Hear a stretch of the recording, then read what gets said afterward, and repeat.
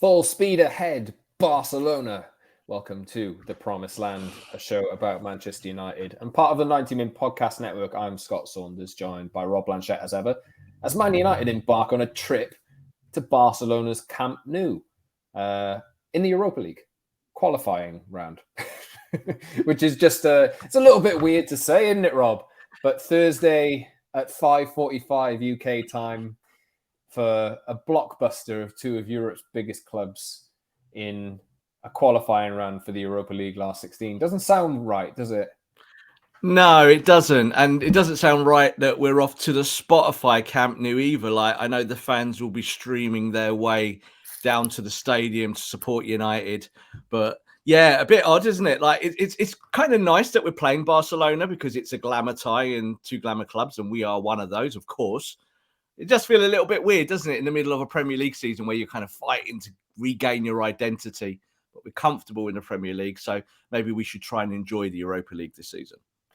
I say full speed ahead, Barcelona. If you're of a certain age and you followed the trip to the Champions League, won in Barcelona in 1999, Clive Tildesley uttered full speed ahead, Barcelona, when it was Andy Cole, wasn't it, who tapped it in Turin. Full speed ahead, Barcelona. The Promised Land is from the final for more Clive Tildesley commentary. So I felt like I had to open the show with that today. Ingrained into my brain. I'm sure it is, Rob, with you as well. Of course. Let us know if you're not familiar with that. Let us know. I think commentary goes a long way to kind of making memories special. And I think that's one of those lines. So we're going back to Barcelona, Spotify Camp Nou. I forgot it was called the Spotify Camp Nou. So weird. Football's changed so much in the last 25 years, hasn't it? But we'll talk Barcelona today because that is happening on Thursday. Two legs, the second leg at Old Trafford next week before the Carabao Cup final against Newcastle at Wembley. Busy time for United because they play Barcelona, an in-form Leicester at Old Trafford on Saturday. Barcelona again, and then the Newcastle game, obviously. I think Liverpool are on the horizon as well soon after that. So interesting few weeks ahead. But we'll talk about that today. We'll talk about Casemiro and Rafa Varane going back to Spain. We'll talk about how Man United manage their team with the absentees they have. 7, we count, unless something changes miraculously with injuries to some of the players, but a couple of suspensions in there as well. And we'll talk ownership as well towards the end of the show. Elon Musk is the latest name linked with United. Also seems pretty solid that a bid from Qatar is going to come in for the club. The deadline, I think, is it declarations of interest, Rob, or bids? Because I think it's pretty much is it intention to bid on Friday? Because it's a soft deadline, isn't it? But, you know. When they say it's a soft deadline, it's for bids. And supposedly the criteria is any bidder has to put in a 1-paragraph bid to the Rain Group to talk of their interest and what they want to pay for it. What is this? Some kind of reality TV show? I've never heard of that. I want to I want to buy a multi-billion-pound business, and the way we do it is with a 1-paragraph bid. I really like Man United. I've got loads of money. What? Like, it's mad, isn't it? So this is what they're pumping into the media and saying this is how it is. I'm not quite sure really if it is. I think you have to do some proper due diligence if you're putting a bid forward. But yes, Qatar look like they will put a bid forward. Elon Musk is the latest name who's considering it. We know, obviously, that Ineos are very interested. I think there will be 2 or 3 extra bidders that we've not heard about just yet that we're hearing under the surface that will come forward. But, of course, we'll talk about all of that in weeks ahead with the Promised Land. Yes, indeed. Subscribe to The Promised Land, wherever you get your podcasts on Apple, Google, Spotify, all of those audio platforms. And you can follow us and watch us twice a week, Tuesdays and Fridays usually. This is why we do Tuesdays and Fridays, because we do, we're anticipating the Europa League run, If United go deep into this competition, they'll play on Thursday nights. And there's a nice gap between playing on a Sunday, recording on a Tuesday, and then previewing for the next game. So this is why we do Tuesdays and Fridays. If we get back in the Champions League next season, maybe we'll change. But head over to the YouTube channel, subscribe, join the community, leave a comment for us as well. And on Twitter, @_Scott Saunders, @_Rob_B. at Promised Land MU for the show as well. We'll start today with some comments, Rob, from the last show, because we had a good few interactions, some which in hindsight are quite funny now. T800 said, I can't stand the thoughts of Fred in midfield again tomorrow. He is absolutely useless, which probably was the case for a long time, but he ended up breaking the record for tackles in a Premier League match, which stood for about 3 years. So he got Man of the Match award. So funny how this works, isn't it? I think we said the other day that Fred is either amazing or absolutely outstanding. I think we had that him being amazing or absolutely outstanding. No, that amazing or absolutely crap is what I meant to say. And I think we had absolutely crap.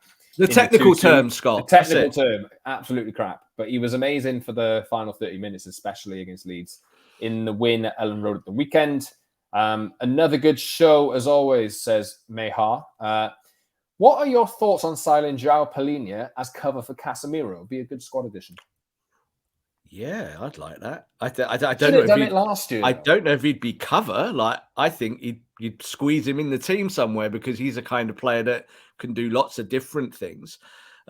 Maybe he would be a kind of he'd cost us a lot of money, obviously, but he would still be a budget version of stuff, of players that you could go and get, couldn't he? You think about the whole Ruben Neves links over times and whatnot. I like him. I think he's really good, and I think he's an incredible pickup from Fulham. And he was, even then, at what did he go for? 15 million or something like that. When we were doing our kind of midfield shows and looking at kind of left field signings, he was definitely one that we were thinking, well, yeah, he could give you value. And he's kind of a sleeper hit. People didn't really know a lot about him. Now they do. So, yeah, go for it. Especially if you do need someone who can play the number 6 to a good standard, then, yeah, put him in. Because I don't think Sabitza's a number 6. We've seen that in the last few games, haven't we? Fred, McTominay, definitely not number 6s. So you probably would like a player like that. On Casemiro, a couple of comments in as well about missing Casemiro so bad against Leeds in the first game. And that game showed the importance of Casemiro again. Our win rate without him is very bad. United struggled again without him at the weekend, but he is back. And that's why I wanted to look at the comments, because I saw a lot of love for Casemiro. But he is back for this game. He'd be suspended for the Leicester game, his final game of his ban. Hopefully United can come through that with another 3 points and thrust themselves right into the title race picture. But Casemiro is back for this game. Rafa Varane will likely return as well after playing Harry Maguire alongside Luke Shaw at Leeds. Maguire was a mixed bag for him, I think. But Casemiro and Varane coming in pretty much well rested. I think squad management's got to be a thing when you're playing every 3 days. And it looks to me, because there's a number of absentees, that the midfield 3 is going to be Casemiro, Fred, and Bruno Fernandes. So how did you want to title this show, Rob? The Tank is back or something?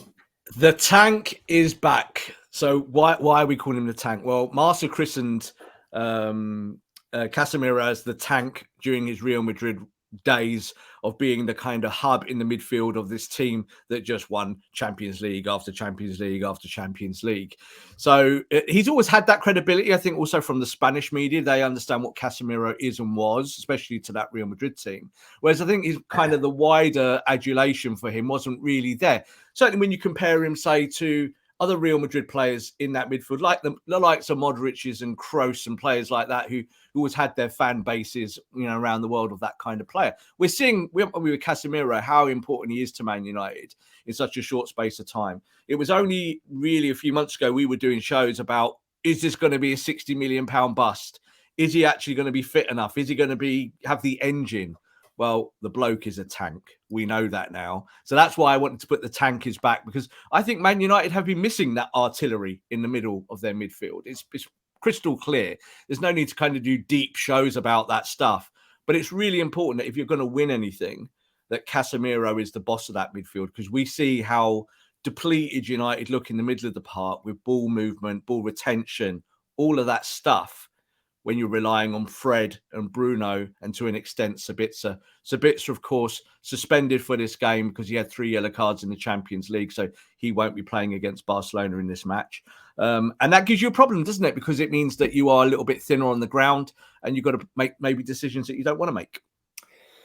Yes, indeed. We'll see what Erik ten Hag goes with. I think the midfield options are the most limited ones, but there's a number of other injuries as well. You got Van der Beek, Eriksen, Anthony Martial, and Scott McTominay, who are all likely to miss unless ten Hag gives a positive update on any of them in his press conference before the game on Wednesday.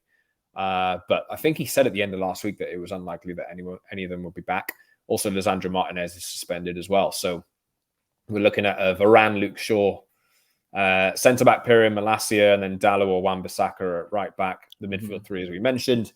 And then whatever options up front. I mean, Marcus Rashford's one of the form players in Europe at the moment. So this is going to be another one of his games where he can really hammer home the reputation he's building for himself. Definitely. And I think also we should also talk about the Luke Shaw thing there. You just kind of mentioned it, because I think that this becomes an enforced thing now, because no Martinez in the team. What does this manager want to do with left-sided centre-back? Because he has obviously got Maguire, has got Lindelof, and he's just not going to use them there, is he? Which means they'll start now, I've said that.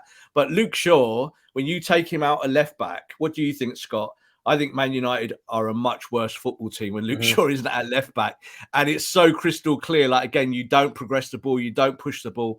No offence to Malacia. Like, he's a good lad. He's a good young player. He could become a top fullback in the years ahead. He's not there at the moment, is he? Luke Shaw, on the other hand, is really showing, I think, what a world-class player he is. I'm going to call him that. I know a lot of people don't believe that, but I really think you can play him almost anywhere at the moment. Centre-back, left-back. He just helps you so much getting up the pitch, but also doing the defensive function. I thought it was good defensively the other day at centre-back. I don't really want to see him there, being honest. I think that he has so much value as a fullback that if you're going to play Barcelona, you want that width, don't you? I think so, but I think something Ten Hag's made blatantly obvious is the fact that he likes left-footed centre-backs.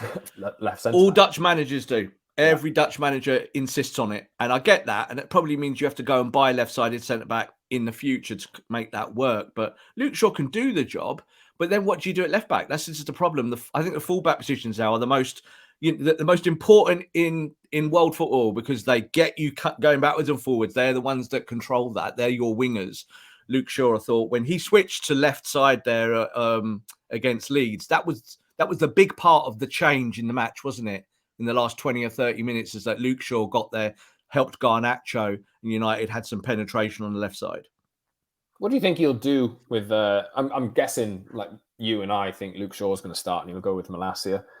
Just because, he played in there the other day.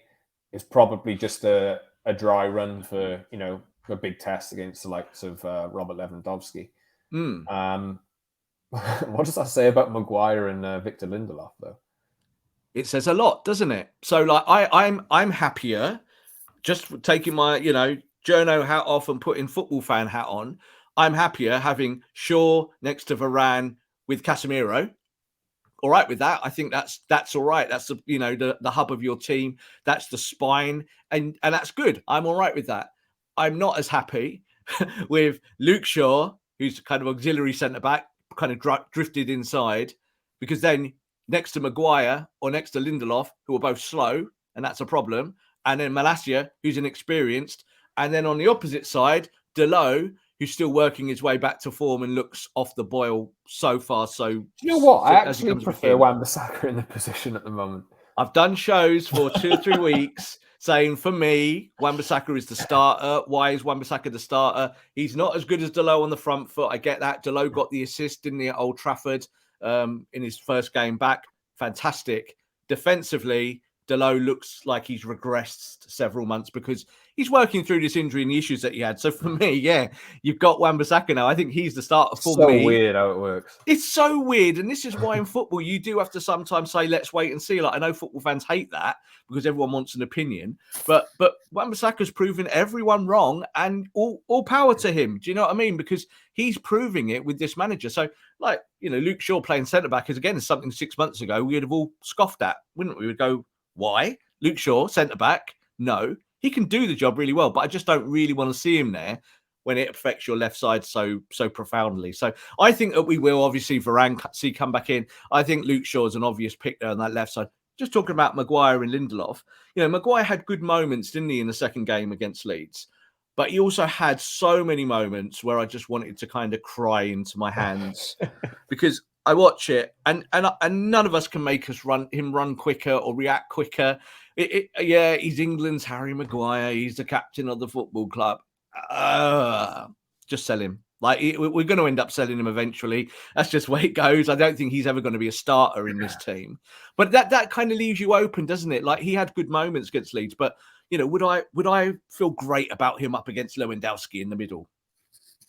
No, not at all. So I don't think we will see that. I'm happy with Varane against Lewandowski and maybe Luke Shaw covering for pace. Shame we haven't got Martinez, because I think this is the kind of game he would really love. Like, he'd be well into this me versus Lewandowski thing, wouldn't he? He'd be like, right, I'm going to smash you into row Z of the Nou Camp. And I'm telling you, I've been in that stadium.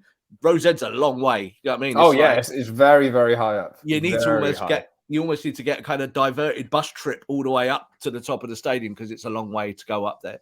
But I still think United can put out a really competitive team. It's going to be a fascinating game because we're in a certain stage of our rebuild, aren't we? This is where we are. We're the kind of antagonists of the Premier League, aren't we? No one thinks we're in a title race. We don't. You don't.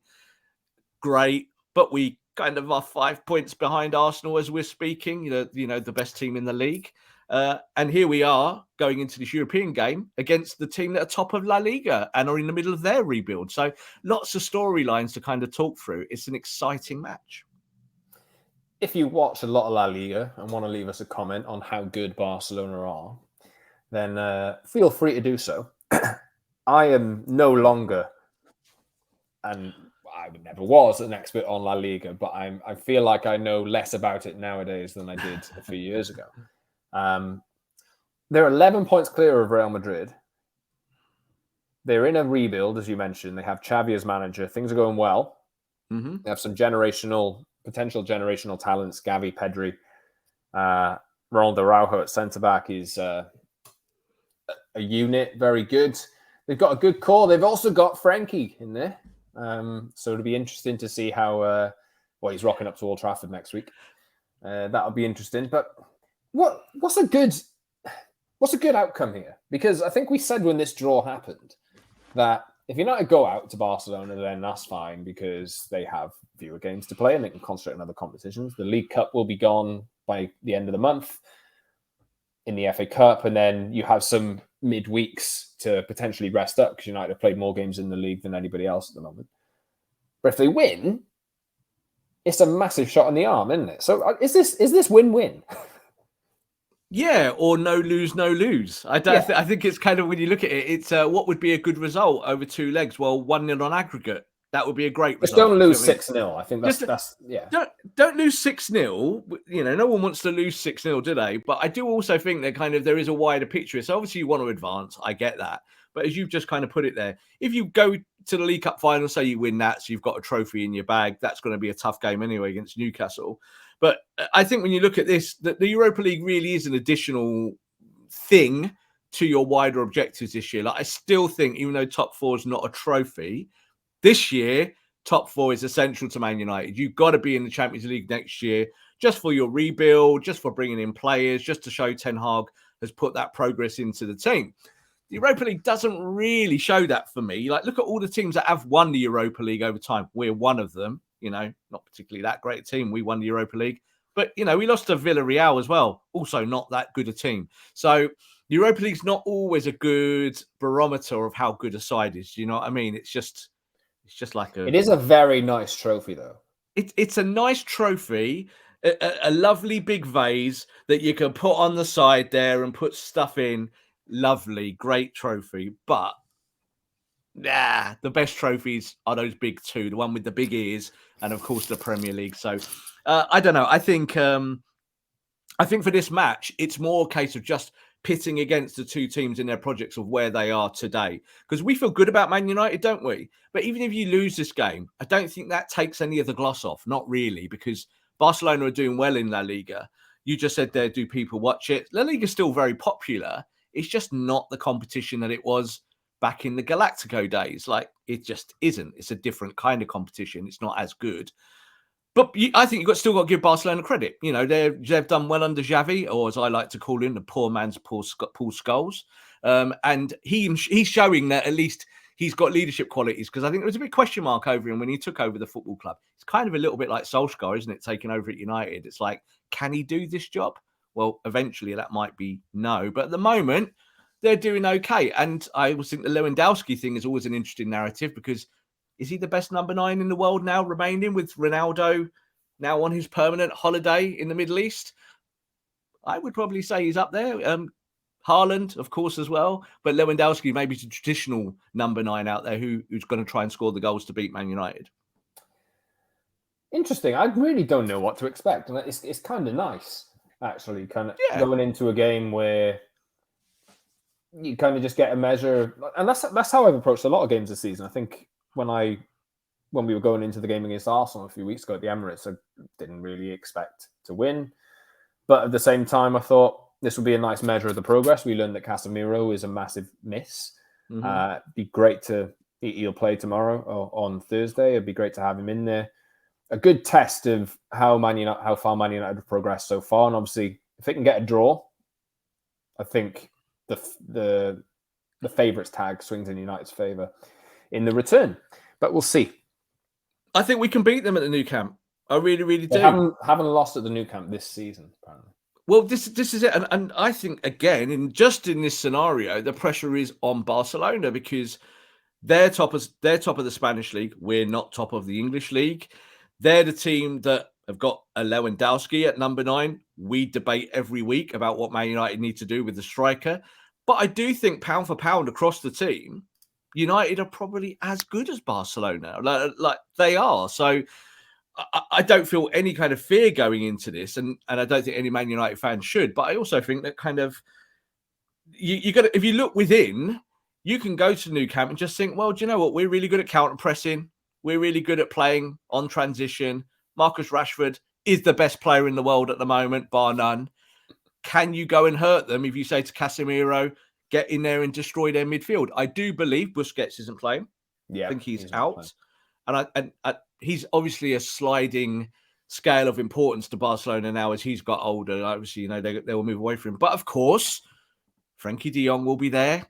Frankie could turn up at Old Trafford in the second leg. They like him now as well. He's playing a lot and he's playing really well. They like him. They still just don't like paying him. So, all of these things continue, don't they, with Barcelona? So that's another part of this, is that, can you see in this game that, say, a Frankie de Jong in midfield is the difference, then it shows with your project what you need to do next summer, not necessarily by de Jong, but by a midfielder who was talked about Paulinho. But, there's so many really good midfielders there that can do the 6-8 function that would help Casemiro in the years ahead.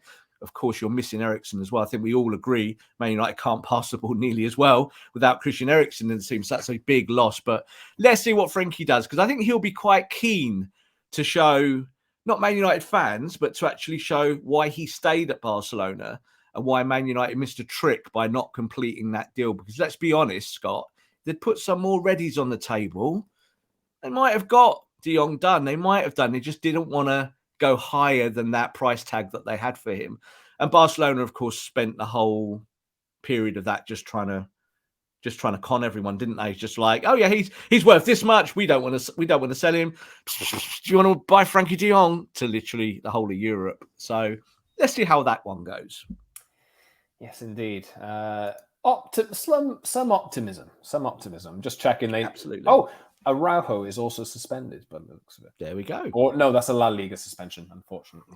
So I think he'll be playing. I'm just trying to... That Marcus Rashford left side versus... I know Barcelona have been trying to sign a right back for a while. There's potential joy there, isn't there? Yeah, like I get the debate now. Well, Jules Koundé plays there, but obviously... Yeah. Is he available still as well, Koundé? I don't know. I think so he'll play. So let's see what happens. But I think the whole thing with Marcus is, again, we don't worry about the opponents, who he's playing. You just worry about Marcus. Just say to Marcus, go do your thing. So I've done, again, plenty of shows about whether you play Rashford as the 9 or whether you play him wide. I still think that even when everyone is available or whatnot, Rashford still has that incredible ability to almost be a number 9 from the left. So that's a good thing. Because Man United are kind of missing that, aren't they? I don't think you need him through the middle I do also think there is a logic that as you try and find a place for Jadon Sancho in the team, that there might be a case where Marcus goes into the middle to facilitate that so you can get more talent on the pitch. But I don't think that's kind of the starting here. I don't know if Sancho will start in this kind of game. You might give him an hour to kind of get minutes. Who starts on the right then? For me, I think it's really, really simple, and I think it's Bruno Fernandes, because I think that when you look at the number 10 or you look at the midfield, who plays 10 then? The issue still is well, who plays 10 for 20 minutes against Leeds? Our number 10 was Big Val. Big Val did really well at 10, so I don't like it. I know you probably don't like it, and fans are like, "Ooh, will Ten Hag like it?" I think he probably will, because what Weghorst showed in that very short spell there is that if you want to give, say, more balance to your wide areas, and you need Bruno to go to the right-hand side, and you need Bruno not to lose the ball in midfield, and you need him in an area where you can hurt opponents more, then you probably go to Bruno on the right. You probably then go Marcus up top or Martial, but who knows what's going on with Martial? Do you know what I mean? He's injured every 3 days. And then, of course, then you bring in Sancho on the left, don't you? So that's your kind of option. I think the thing is with Weghorst is that at number 9, his metrics for scoring goals is not particularly great for us so far. So if you want to put Marcus up there, then who do you play the 10? Does it have to be Bruno when your right side is weak? So what do you do with that, Scott? That's the question, I think. It's all about these moving pieces, isn't it? About how you put an 11 out there that is your strongest. I kind of think Ten Hag will think like that. I think he'll go Bruno right because he'll want to keep the press there. And someone like Val, who did really well for 25 minutes, like all the pressing work from 10, good on the ball, helped other players to come into the game, let Marcus run off him. It worked. You beat Leeds in that 25-minute spell, didn't you? Whereas the hour before that, I thought Leeds might win that game. So let's see. It is a bit of a roll of the dice, but I think the injuries and the suspensions and whatever you've got going on means that you might try that. I'm sure Erik ten Hag will have a plan. He always talks about it. What do you think about Weghorst at 10? Come on, I know you're the host. Needs must. I would very much prefer not to see it, but needs must. You know, needs must, and I do think Bruno looks. I don't think he'll start with it. By the way, I don't think he'll start with it. Bruno looks better on the right to me. And just every time he goes to the right, he looks more assured. Every time he's in the middle, he runs around, does back heels, and gives it away. So it's kind of like there is a balancing act there. That's not a pop at Bruno Fernandes, of course, but it is a pop at Bruno. But you know, you need, I think you need some more control in the wide areas. That's really important. That's why I'm so obsessed with Luke Shaw playing left back, because I think you need that penetration going up there. I think Bruno's not a winger, but Bruno's smart on the front foot in the final third, and I think he can give you press, control, and give you a final ball from that side of the pitch. I don't think he fancies Jadon Sancho on the right. I don't know what you think. No, I don't think so. I think he likes Jadon left-sided inverting, but I still think Marcus is the prime starter on the left because he's just so good. Best player in the world. Right, United play Barcelona at 5:45 UK time.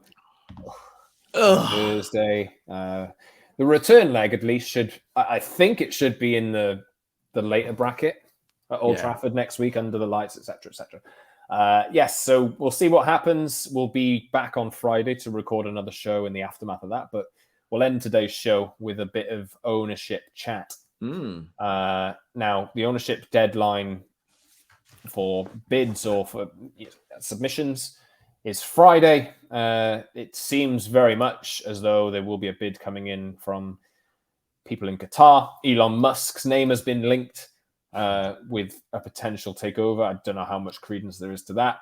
We've seen suggestions, as we reported on 90 Min in November, that David Beckham would be approached to potentially front up some bids, and that was confirmed that it had happened yesterday, but he turned some down.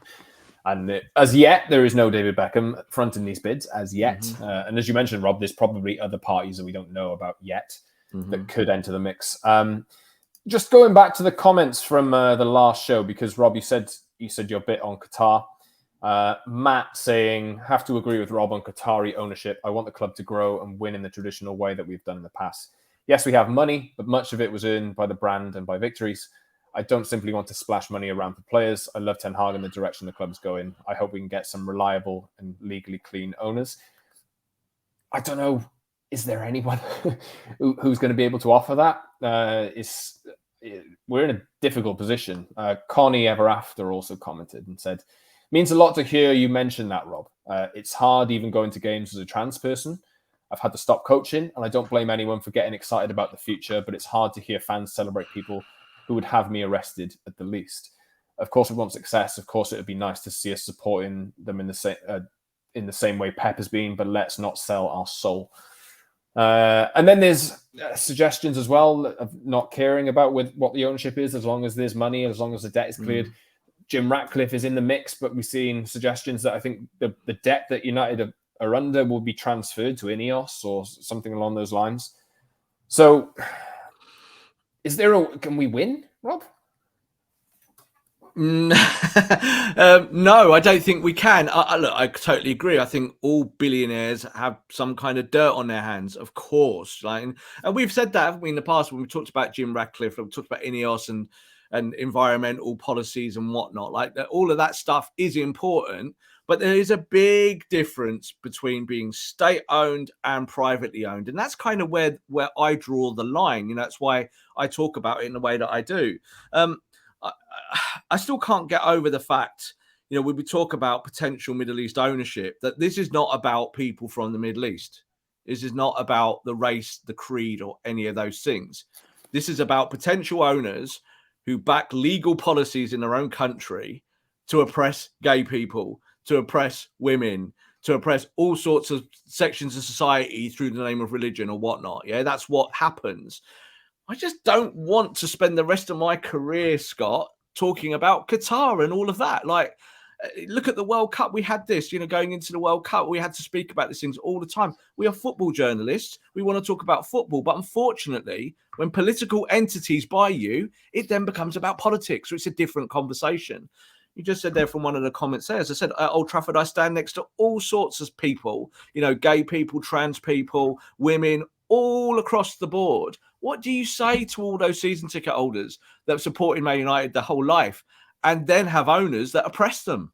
It's difficult, really, really difficult. So I'm not against Qataris, not at all, but I am against regimes. So I think this is the whole thing now. Let's see what happens, because I think we're going to learn a lot more about this Qatari bid and about who the people are, the investors, the private investors that now are coming with the caveat at the end of private investors linked to the Qatari royal family.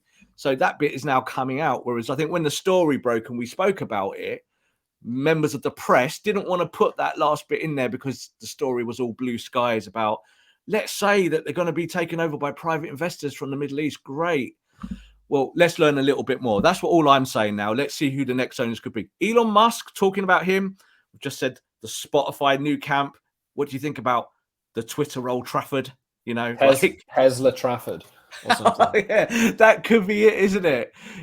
OTT, Old Trafford Tesla or something like that. It's just, you can see all the branding already. I don't know. I don't know how I feel about Elon Musk either, because is it the Boring Company that he has? The Boring Company Stadium.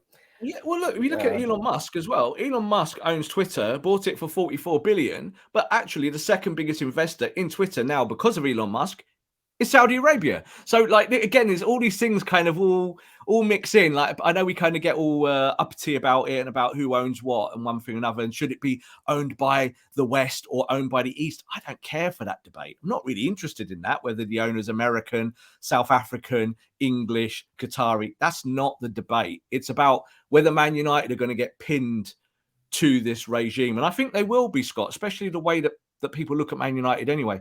I did have a few tweets come back at me saying, why should Man United have to justify this ownership? Well, you don't have to justify it. But do you think the press will make you justify it? Do you think that football fans will make you justify it? Do you think the wider community in this country will make you justify it? We will be the poster boys of these regimes if these regimes take over us. That's just the truth. I think it's almost unavoidable. I think they've got the money. That's what we are. They've got the money. They've got the power. Fans don't, and supposedly the sport of the people people don't really get a choice, do they? We don't get a choice. Football fans don't get a choice. I do think the Qataris are favourite to take over. I think they probably will take over, and then we'll kind of dig into it even more then when we actually know who's got their name above the door. Like we're seeing this at Man City, aren't we? Private investors own Man City. No, they don't. Or do they? We don't really know, do we? So I don't want Man United to become ambiguous like that. I don't want us to become... Pep said it was Abu Dhabi the other day, didn't he? Pep said it was Abu Dhabi, and I said that was a kind of slip of the tongue. But of course, it's not a slip of the tongue, because it's probably true. It's what we know already. And Abu Dhabi as a political entity own Man City. But on the books and writing the checks, it's not Abu Dhabi, supposedly. Is that going to be like that for Man United? Qatari investor, but it's actually the royal family? I don't know. We won't get a choice in it, but ultimately, I don't want to spend the next 10 years of my career talking about LGBTQ rights in a country far, far away that we can't impact, but we have to talk about it because they run our football club and they sign the checks for all of our footballers. That's a difficult scenario. What did we have yesterday, Scott, with a footballer coming out publicly, yeah? And how momentous that moment is to show that we may be at that crossroads where a footballer feels he can do that. There are hundreds of other footballers who still think that they can't do that because they will be oppressed. Footballers at the World Cup this year who couldn't say that they were gay because they were in a country where they would be arrested for it. That's difficult, isn't it? What about if there's a Man United footballer? What if one of our top players is gay, Scott? And now you're being bought by the Qataris who do not condone it and won't let you kind of be that outward. That's a problem, isn't it, politically? And that's a problem for the football club. Yes, indeed. We, as you say there, Rob, we will know more in the weeks ahead, especially Friday. I think most of this will become public knowledge over the next few weeks. And the timeline is there. I think it could be that by the end of the season, ownership could change hands completely.